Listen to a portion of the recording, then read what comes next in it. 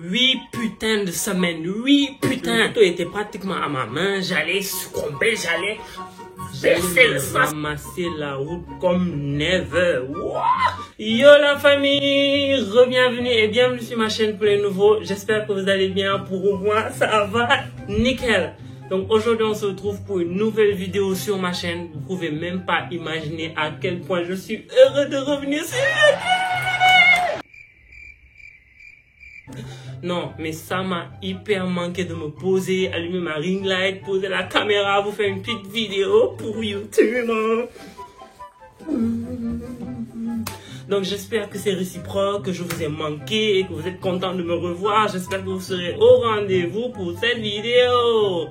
Donc vous étiez nombreux à me demander sur mes différents réseaux sociaux pourquoi j'ai disparu de la circulation. Même si je postais des TikTok par-ci, par-là, des petites photos par-ci, par-là. En passant, si vous n'êtes pas encore abonné à moi, je vous mets mon TikTok et mon Instagram juste là. Aujourd'hui, je viens vous raconter mon agression, comment on a volé mon 12 Pro Max finalement. J'espère que la vidéo va vous plaire. Je vous laisse jusqu'à la fin pour la vidéo. Et n'oubliez pas, abonnez-vous et activez la cloche de notification pour être au courant à chaque nouvelle vidéo. Et je vais lancer ce que je veux lancer depuis. Vous êtes prêts? Vous chantez en même temps que le refrain. Hein? Period.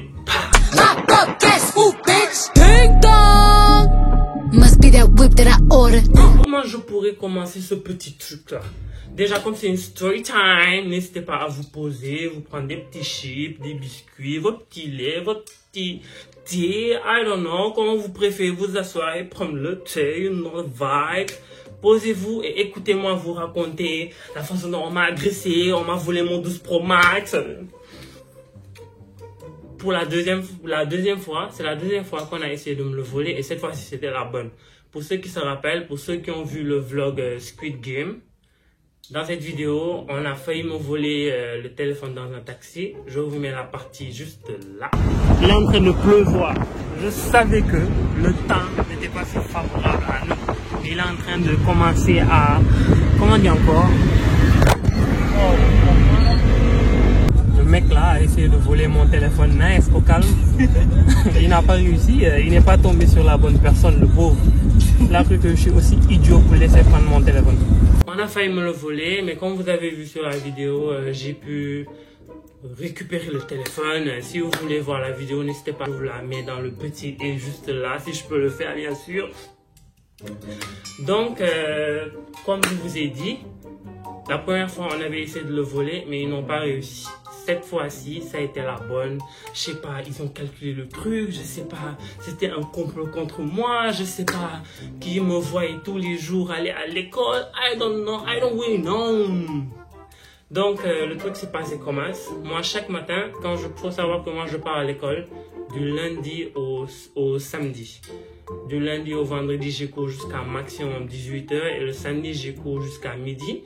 Et après, de 14 h à 18 h, j'ai des cours de renforcement. Donc, je sors tous les jours de chez moi à 6h50. Parce que je me réveille à 6 h pile. Le temps de me laver, de faire ces petites choses-là avant de sortir. À 6h50, je suis dehors. Et j'ai l'habitude d'aller prendre une de mes camarades de classe avec qui je suis dans la même école depuis la seconde, qui habite dans mon quartier pas très loin d'ici. Et on a l'habitude d'aller ensemble à l'école. Donc, je suis allé la prendre comme tous les matins chez elle, un samedi tout à fait normal. Il faut savoir qu'ici à Dakar, les samedis matins, il y a air dans la rue. Vraiment, quand tu sors, tu sens que c'est le week-end, tu sens que c'est le début du week-end, les gens sont à bout, ils sont en train de dormir là. Nous, on est là, on se réveille, on va à l'école là. Donc déjà, dehors, c'est vide. Pour voir des voitures, les voitures tu les comptes en fait. Tu peux voir une voiture passer tout de suite, tu vas voir une autre passer 2 minutes après, les taxis tu les comptes, etc. etc. Donc je suis allé la prendre, on est allé au point là où on se met d'habitude pour prendre un taxi pour aller à l'école. Mais ce jour-là, j'avais pas cours. Ce jour-là, on avait, comment dire, une chambre de métier, je sais pas. Moi, les petits trucs d'étudiants là où tu pars, on te parle des universités, des trucs qu'ils font, pour voir qu'est-ce qui t'intéresse, you know. C'était ça qu'on devait aller faire au lycée Jean Mermoz. Pour ceux qui sont à Dakar, c'est un lycée français qui se trouve à Dakar, ici à Ouakam.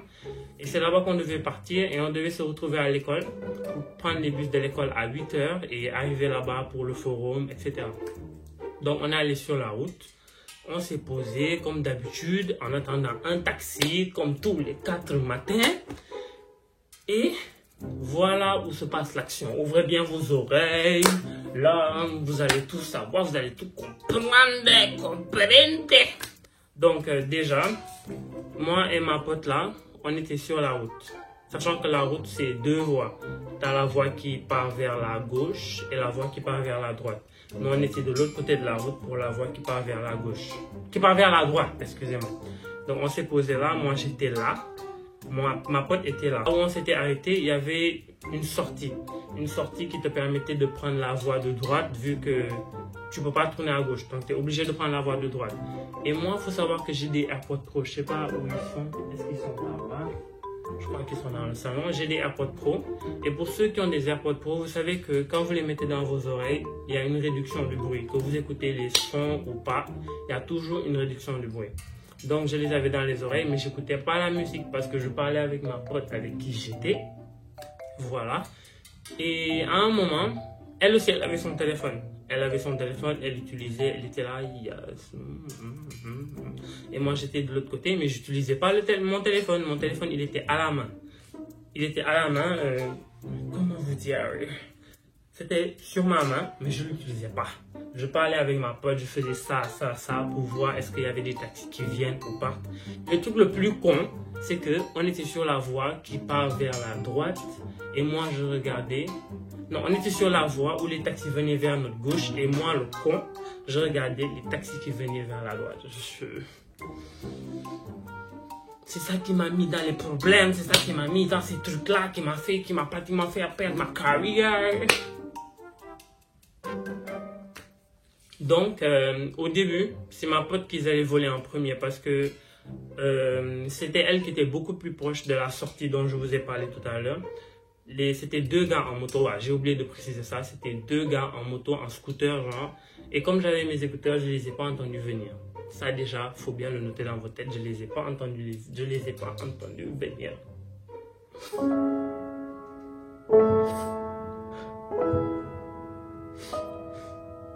Et au moment où il sortait de la ruelle, ma pote, elle était avec son téléphone. Mais la chance qu'elle a eue, c'est que pile poil, au moment où la moto est passée devant elle, elle avait mis le téléphone dans son sac. Donc, ils n'ont pas eu le temps de le prendre sur elle. Et moi, le con, pile poil à ce moment où cette action se passait, moi, je regardais vers la droite, sachant que les taxis viennent vers la gauche. Donc, ils sont venus, le temps que je fasse ça, ils ont tiré le téléphone, mais le téléphone n'est pas sorti de ma main aussi vite parce que c'était 2 gars en moto. C'est celui qui était derrière qui prenait le téléphone et celui qui était devant il conduisait, tu vois. Donc, ils sont venus à mon niveau, ils n'ont même pas ralenti, ils ne se sont pas arrêtés. Moi, j'ai même pas compris comment l'action se passait. Le gars est venu, il a tiré le téléphone. Mais le téléphone n'est pas sorti de ma main aussitôt, tu vois. Le téléphone était... Attendez, je vais vous expliquer. Le téléphone était là, sur ma main. J'étais là, debout. Je ne sais pas si vous voyez. J'étais comme ça. Le téléphone était là, vous voyez, comme ça. Il est venu, il a tiré. Et en tirant, ma main n'a pas lâché le téléphone, tu vois. Il a attrapé, j'attrapais. En même temps, sachant qu'ils étaient sur une moto, ils avançaient en augmentant la vitesse. Et moi, lui attrapant une partie du téléphone et moi attrapant l'autre partie du téléphone, j'étais en train de courir derrière eux. Comme un con. Courir derrière eux. Mais à ce moment-là, faut le dire, j'étais sous le choc parce que je m'y attendais pas. De base, je sais que dans mon quartier vers la route là-bas, c'est fréquent de voir des vols de téléphones, de sacs, etc. Mais à ce moment-là, à ce moment précis, c'était pas dans ma tête. Je pensais à autre chose. Voilà, c'était pas un truc qui était dans ma tête que voilà, une moto va arriver, va me voler mon téléphone tout de suite. Non! Mais j'ai toujours été sur mes gardes, mais à ce moment précis, la première malchance que j'ai eue, c'est le fait d'avoir mes AirPods dans les oreilles. Ça m'a complètement bloqué. Et la deuxième chose, c'est que j'étais tellement sous le choc que j'ai pas eu le réflexe de donner un coup ou de taper la moto. Je sais pas si vous comprenez. Donc, au moment où il tirait, je tirais. Il tirait, je tirais. Et à un moment, celui qui tirait le téléphone de son autre main, il a sorti un couteau et il allait me poignarder. Vous voyez ma main là? Ma main là. Il allait mettre le couteau ici. Est-ce que, soyons sérieux, soyons honnêtes. Est-ce que si vous étiez à ma place, est-ce que vous aurez continué à courir derrière la moto ou vous aurez lâché le téléphone? Vous préférez votre vie ou vous préférez récupérer votre téléphone? Dites-moi en commentaire, j'aimerais savoir, j'aimerais avoir votre avis. N'hésitez pas à... Ça va me faire plaisir de répondre à votre commentaire. Dès que j'ai vu le couteau, j'ai lâché le téléphone. Et quand j'ai lâché, j'allais tomber. Comme on dit en Wolof, j'allais j'allais prendre la route, j'allais manger ça comme...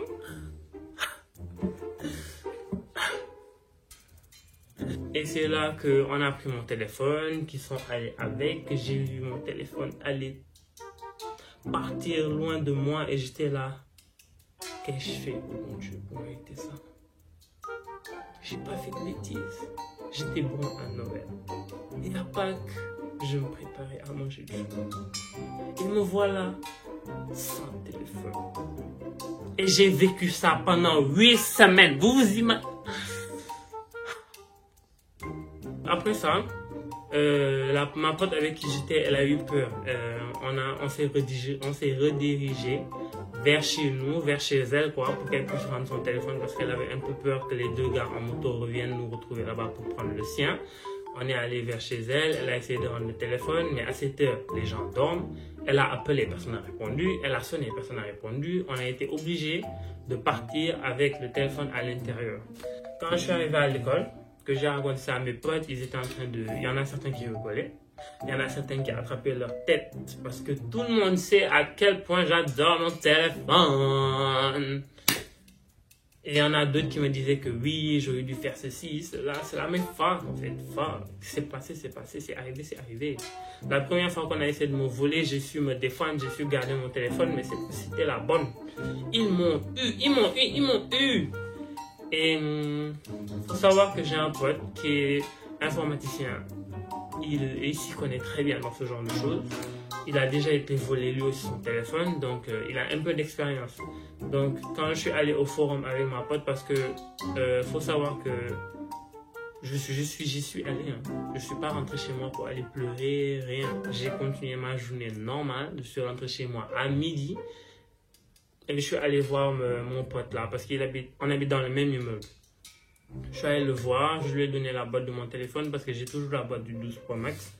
Je lui ai donné, il a pris les trucs qui sont dessus et il a bloqué mon téléphone. De telle sorte que eux, ils pourront pas l'utiliser, ils pourront pas l'ouvrir, ils pourront pas faire le petit magouille dessus. Il faut savoir que les 12 Pro Max, les téléphones à partir des 12, etc., sont des téléphones hyper difficiles à manipuler, hyper... Voilà, vous avez compris. Ils ne peuvent pas l'ouvrir comme ils ouvrent les 6, les 7. Ils ne peuvent pas en faire ce qu'ils veulent, tu vois. Parce que mon téléphone, jusqu'à présent, quand je regarde dans localisation, je le vois toujours, il existe toujours. C'est juste que je ne le vois pas allumé. Mais le téléphone est toujours là. Ils ne l'ont toujours pas ouvert. Ils n'ont toujours pas supprimé mon iCloud dessus. Et le téléphone est toujours bloqué d'après ce que je vois. C'était comme je vous l'ai dit en début de vidéo, pendant 8 semaines sans téléphone. Vous imaginez, 8 semaines, ça a été très dur, je l'ai vécu très mal. Et le truc le plus con, c'est que j'ai tellement travaillé pour avoir ce 12 Pro Max. Je me suis emmerdé à un point que vous ne pouvez même pas l'imaginer. Quand j'ai eu le 12 Pro Max, le 13 n'était pas encore sorti. Et le 12 là n'a même pas encore fait 1 an sur moi. Et puis voilà, il est parti. Je l'ai vu partir en moto, aller faire sa petite balade en voyage tranquille sans moi. Ça m'a fait mal, mais voilà. Donc actuellement, j'ai pas encore de téléphone officiel qui me permet de J'ai un petit téléphone que j'utilise vite fait. J'ai un petit 8. C'est avec ça que je mets mes stories, que voilà. Pour ceux qui me demandaient comment je faisais pour poster mes TikTok, pour poster des photos, Instagram, tout ça, c'est avec le téléphone de ma grande sœur ou les téléphones de mes potes avec qui j'ai l'habitude de passer la journée, etc. Eux, ils me prêtaient pour que je fasse des TikTok, pour que je fasse des photos, etc. C'est ça qui me dépannait un peu. Mais YouTube, c'était impossible, catégoriquement impossible d'accès. Je ne pouvais pas filmer, je ne pouvais pas monter, je ne pouvais rien faire. C'est maintenant que j'ai trouvé une petite solution pour pouvoir vous passer cette vidéo. Un petit like pour me supporter en fait. L'autre chose qui m'a le plus tué, c'est le fait que moi, ma puce, c'est une puce Orange. Et cette puce, ce numéro-là, je l'ai depuis que je suis au CM2. C'est une puce qui a hyper duré chez moi. J'ai le même numéro. Toutes les personnes qui ont déjà eu mon numéro dans cette vie, c'est le même. Ça n'a jamais changé et je ne pense pas changer de numéro. Toutes les personnes me connaissent avec ce numéro-là. Il faut savoir que quand je l'ai eu, j'avais quoi, 11 ans. Je n'avais pas encore de carte d'identité. Et ma tante avec qui j'habitais, sa carte d'identité était déjà pleine parce qu'il y avait déjà pour elle, il y avait pour mes 2 grandes sœurs, etc. Je ne sais plus qui encore. Et chaque carte d'identité, ça prend 4 identifiants, tu vois.